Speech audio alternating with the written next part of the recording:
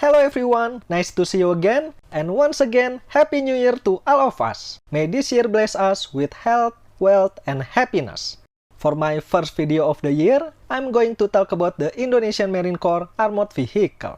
Not gonna lie, this one is the most requested topic in the comment. So today, I'm gonna grant your wish. As written in the title of this video, I think all of us agree that most of the vehicles in the Marine's inventory are not young anymore, whereas they have an important role in defending Indonesia's sovereignty.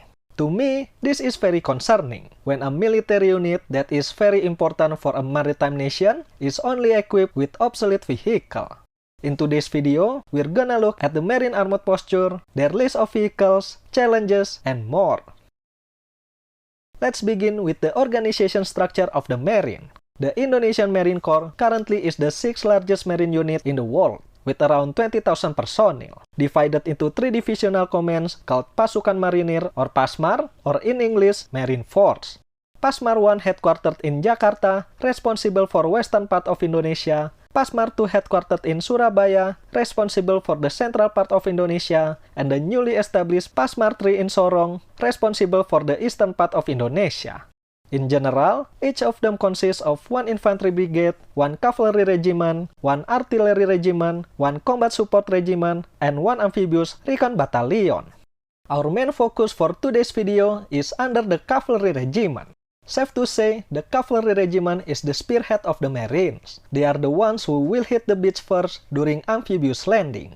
The regiment consists of 1 amphibious tank battalion or Yon Tank VIP, 1 amphibious landing vehicle battalion or Yon Ranrat VIP, and 1 artillery carrier battalion or Yon Kappa. And for their vehicles, they currently operate around 70 BTR-50, 30 PT-76, 40 BVP-2, 12 BTR-80 for UN peacekeeping missions, 15 AAV-7, 54 BMP-3F, 5 BTR-4M, 34 AMX-10P Marine, and 10 AMX-10 PAC-90. However, the last 3 vehicles I mentioned were not used in amphibious operation because their performance did not meet the Marine standard. As we can see from the year of service for each of them, the average age of the Marine's vehicle is quite old. This will become a problem for the Marine if they keep these old vehicles in operation. First, the older the vehicle gets, its performance will degrade over time too, and the more difficult it will be to get the right components for it. Sure, we can retrofit it with a new engine and armaments like in the case of BTR-50 and PT-76. But are we gonna do it forever until each of them reach 100th birthday? Then, just like the performance which will degrade when the vehicle is getting older, it also adds more risk for the Marines who operates it. For me, this is very concerning. Our Marines should feel confident and safe when operating their vehicle. If we as a nation can guarantee that due to their equipment is too old, it will only add more pressure for their already dangerous job. Lastly, the structure of the vehicle already reached their maximum growth potential. What I mean is, most of them, including BTR-50, PT-76, and maybe the AMX-10 and BVP-2, cannot be installed with the latest modern equipment anymore. Maybe they still can, but what's the point of cramming BMS, APS, and other electronics into the vehicles that should have retired a long time ago? In modern warfare, where technology plays an important part in battle, we have to admit that our Marine vehicles are unfit for 21st century warfare. I say this not without reason. The Marine Corps will face greater challenges than ever before. We already discussed this in my previous videos. Advanced surveillance, detection, and coastal defense platform will make amphibious landing more difficult. Even if the Marines manage to reach the shore, ambushes, IEDs, and ATGM will haunt their every movement. So we need to prepare our Marines to be able to tackle these threats. And second, we will face a growing threat from the north. For the past couple of years, China has doubled their Marine Corps size from around 20,000 to 40,000 personnel. It's also followed by the introduction of new amphibious combat vehicles and new amphibious ships. If hypothetically they decide to occupy Natuna Island to assert their dominance over us, what can we do to recapture our islands? It's only a hypothetical question, but we better step up our game before it's too late. The Marines don't stay still though. Even though they only have a limited budget, they still made an effort to modernize their vehicle. In 2010 and 2014, they bought a total of 54 BMP-3F, which in my calculation is enough to make 1 or 2 amphibious IFV/tank battalions, with its 100mm and 30mm cannon, also a coaxial 7.62mm machine gun. Until the Leopard 2 came to Indonesia in 2012, the BMP-3F held the title as the biggest gun in a vehicle in the entire Armed Forces inventory. In 2016, they bought another vehicle for their modernization program. 5 units BTR-4M from Ukraine were bought and tested before the Marine decide whether they will order another 50 or not.